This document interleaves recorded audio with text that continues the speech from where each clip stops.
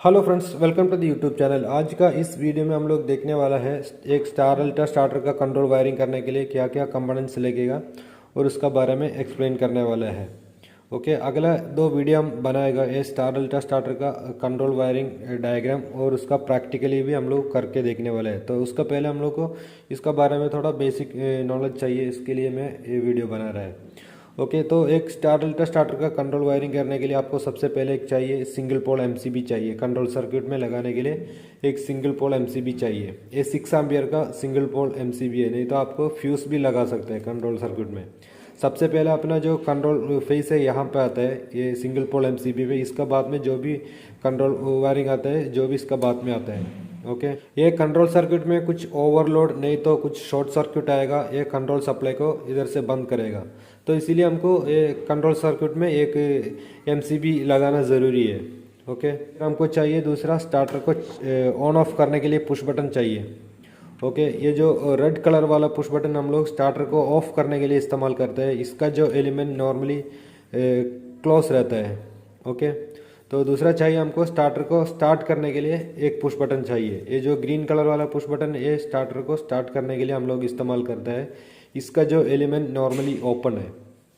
Okay, फिर हमको चाहिए कंट्रोल सर्किट में ये 3 कॉन्डक्टर चाहिए। ये तो मेन इंपॉर्टेंट कंपोनेंट्स है अपना जो स्टार अल्ट्रा सर्किट में 3 कॉन्डक्टर चाहिए।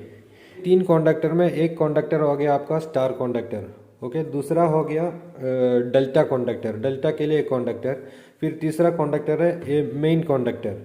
ओके, मेन कॉन्डक्टर और डेल्टा कॉन्डक्टर आपको अगर आप एक स्टार डेल्टा स्टार्टर निकालेगा तो उसमें आपको मेन कॉन्डक्टर और डेल्टा कॉन्डक्टर एक ही एम्बियर रेटिंग का आपको देखने के लिए मिलेगा।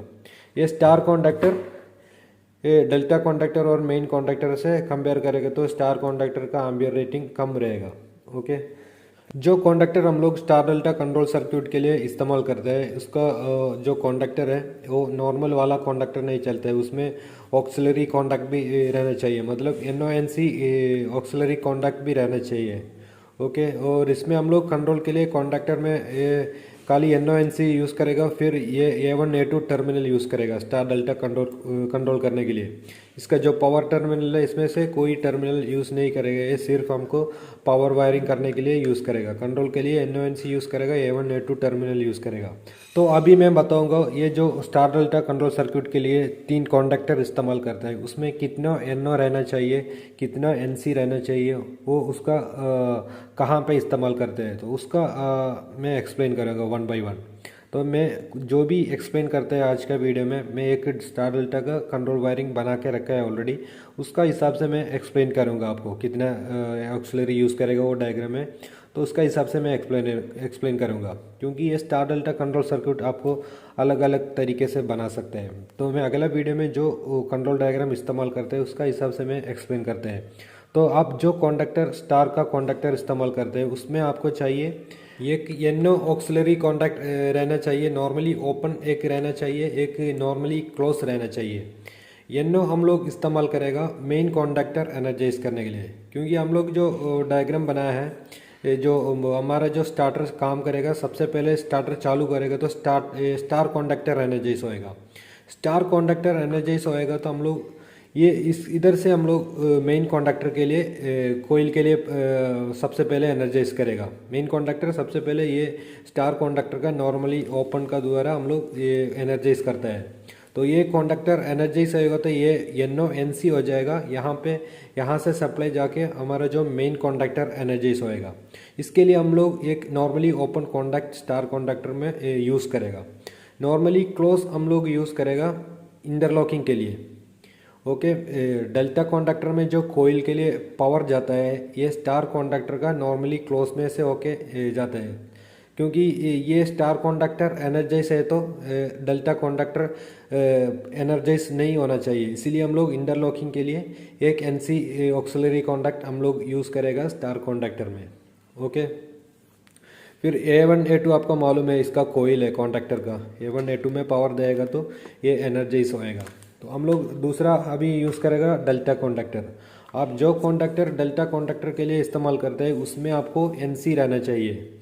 NC हम लोग यूज़ करेगा इंटरलॉकिंग के लिए। ओके, स्टार कॉन्डक्टर इंटरलॉकिंग करने के लिए ये डेल्टा कॉन्डक्टर का NC हम लोग यूज़ करेगा। अगर आपका डेल्टा कॉन्डक्टर एनर्जाइज है तो स्टार कॉन्डक्टर नहीं एनर्जाइज नहीं होना चाहिए, इसलिए इंटरलॉकिंग देता है। अगर इन केस इंटरलॉकिंग नहीं देगा आपको डेल्टा कॉन्डक्टर और स्टार कॉन्डक्टर साथ में एनर्जाइज होएगा तो उधर शॉर्ट सर्किट होएगा, आपको कॉन्डक्टर ख़राब हो सकते हैं और मोटर ख़राब हो सकते हैं और आप नहीं लोग के लिए भी डेंजर है, इसलिए इंटरलॉकिंग स्टार और डेल्टा आपस में इंटरलॉकिंग करते हैं।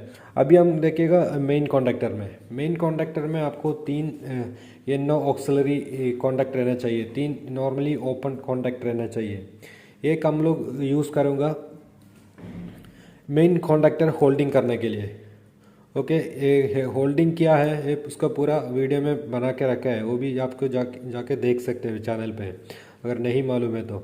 एक हम लोग होल्डिंग के लिए यूज़ करेगा, एक मेन कंट्रोल सर्किट होल्डिंग के लिए एक यूज़ करेगा, एक मेन कॉन्डक्टर होल्डिंग के लिए यूज़ करेगा। दूसरा नॉर्मली ओपन हम लोग यूज़ करेंगे इंडिकेशन के लिए।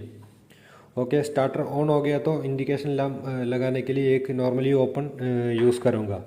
अगर आपका कॉन्डक्टर में 3 नॉर्मली ओपन अवेलेबल नहीं तो ऐसा लगा सकता है।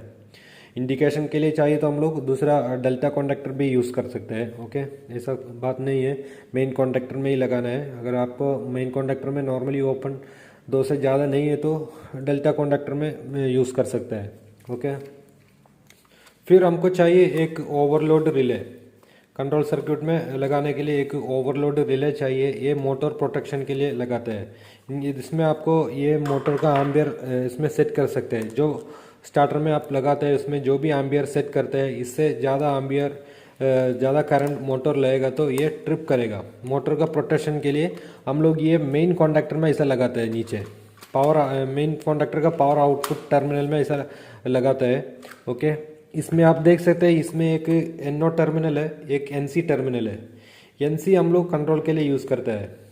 ओके, MCB का आउटपुट जो फेज लाइन आता है ये सबसे पहले इसमें आएगा, इसका बाद में फिर कंट्रोल में पुश बटन में जाएगा। ओके, NC कंट्रोल के लिए यूज़ करेगा। NO हम लोग यूज़ करेंगे ये ट्रिप इंडिकेशन के लिए। इनकेस ओवरलोड रिले ट्रिप हो गया तो इंडिकेशन लैम्प लगाने के लिए नॉर्मली ओपन हम लोग इस्तेमाल करेगा। ओके, दूसरा हमको चाहिए स्टार डेल्टा कंट्रोल के लिए ये स्टार डेल्टा टाइमर। ये स्टार डेल्टा टाइमर हम लोग इस्तेमाल करेगा स्टार्टर को स्टार से डेल्टा चेंज ओवर करने के लिए। अपना जो स्टार्टर सबसे पहले चालू करेगा तो मोटर स्टार कॉन्फ़िगरेशन में थोड़ा देर चलेगा, उसका बाद में थोड़ा सेकंड के बाद में ये स्टार कॉन्डक्टर बंद करेगा, डेल्टा कॉन्डक्टर को एनर्जाइज करेगा। तो इसके लिए हमको ये टाइमर का इस्तेमाल करना ज़रूरी है।